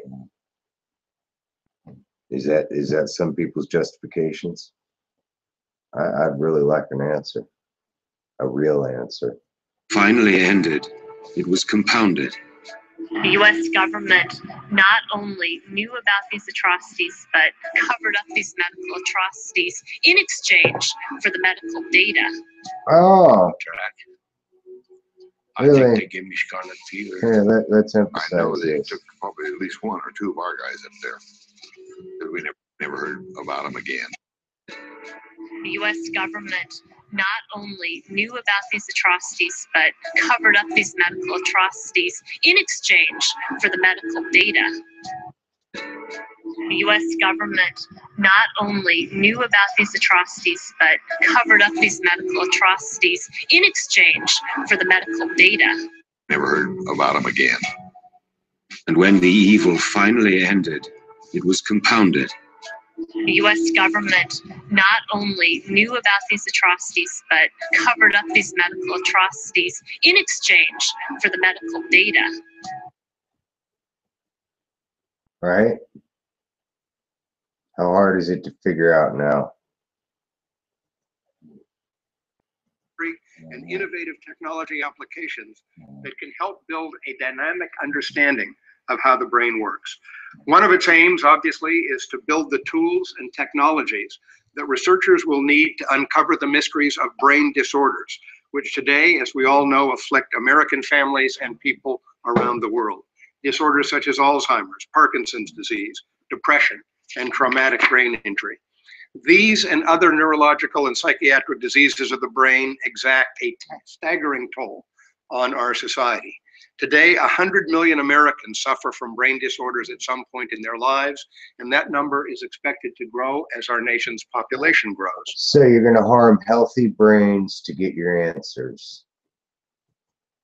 Ah, it sounds really familiar, doesn't it? In addition to getting a better handle on the mechanisms of disorder and potential courses of treatment, the BRAIN Initiative is aiming to revolutionize our understanding of phenomena such as learning, memory, perception, action, and self-awareness. Oh, is that what they've been doing to me? What kind of person would they do that kind of research with? What kind of person would be the most difficult for them to fuck around with? Sounds like he's given my description, doesn't it? Mechanisms of disorder and potential courses of treatment. The BRAIN Initiative is aiming to revolutionize our understanding of phenomena such as learning, memory, perception, action, and self-awareness, all of which arise from the nearly... Oh, and courses of treatment. Haven't I kind of said that? They run me through these mazes, then they log the solutions that I come up with, then they act like they figured it out, and then they tried treating their clients that way. And I'm trying to tell them, hey, look, you fuckers, you did it wrong, your results are wrong, and how I had to go about it was with a warfare mindset, knowing that these other people that you think you're going to treat in some way with the results that I've come up with to survive all this shit, if you think that's going to work, what you're going to end up with is, well, kind of like what happened with that neighbor of mine, how he became violent. You kind of get it now. You can't, oh my goodness, how do I explain this shit to these fuckers? They think they know everything. 100 billion neurons and 100 trillion connections that exist inside our brains. Thus far, scientific enterprise, scientific innovation has brought us a long way toward better understanding certain disease mechanisms and learning and behavioral patterns. In the last decade alone, scientists have made a number of landmark discoveries that today are creating new opportunities to unlock the mysteries of the mind.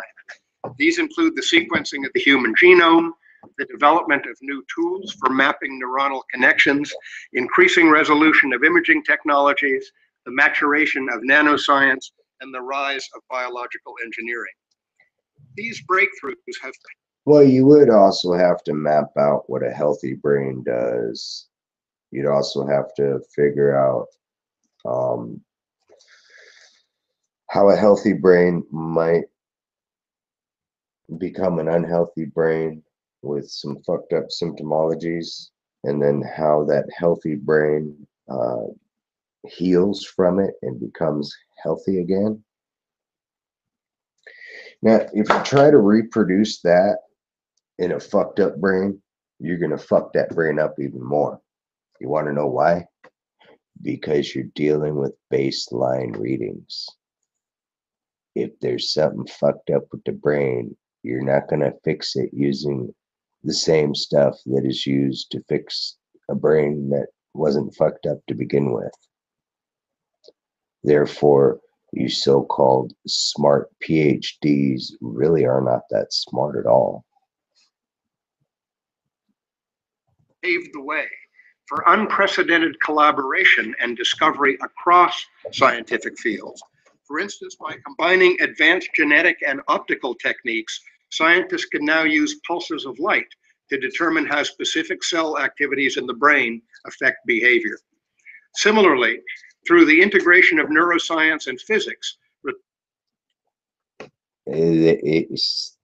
no, sorry, but like I just said, yeah, cell activity in a healthy brain might be different than in an unhealthy brain, and to recalibrate that unhealthy brain into a healthy state might not take the same treatment.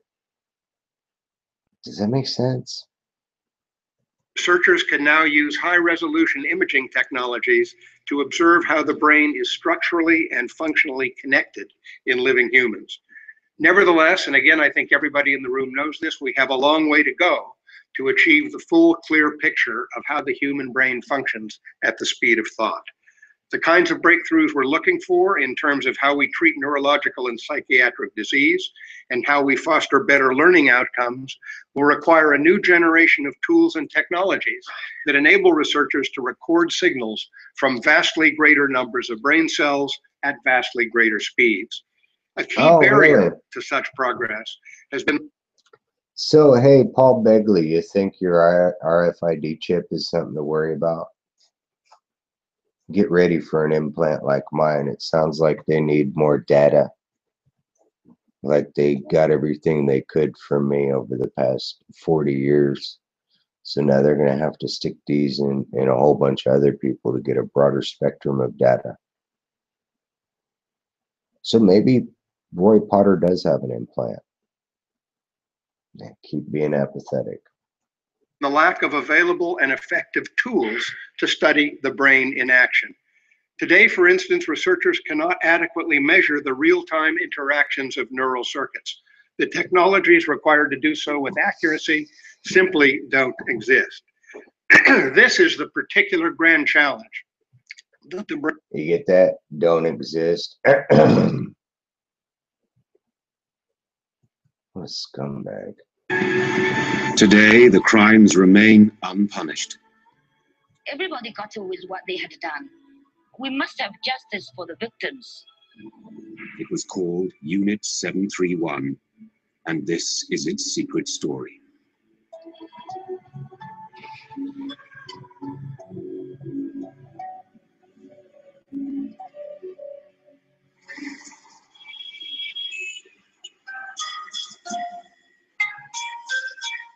Harbin, Manchuria, once known as the Paris of the Far East, as its close proximity to what was once Russia gave the city a unique European flavor.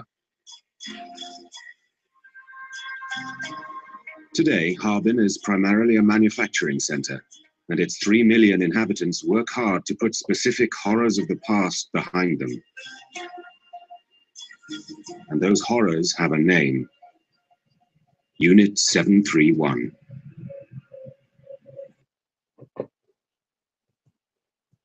Brain Initiative seeks to address.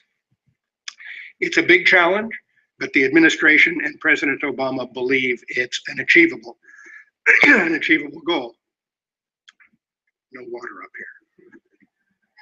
I'm going to steal Dr. Paul Alabasados' water. All right, I'm out of here. Yeah, I don't need to sit here and do this all day. I hope this has been informative. I hope it clears some things up for people, puts people on a more conducive path to the solutions that are needed. Such a proper way to say it. I don't know. I'm trying not to sound like I know how to talk. I just don't like sounding like some fucking hoity-toity fucking 1,000 different word using motherfucker. I like trying to keep it simple. Catch y'all later.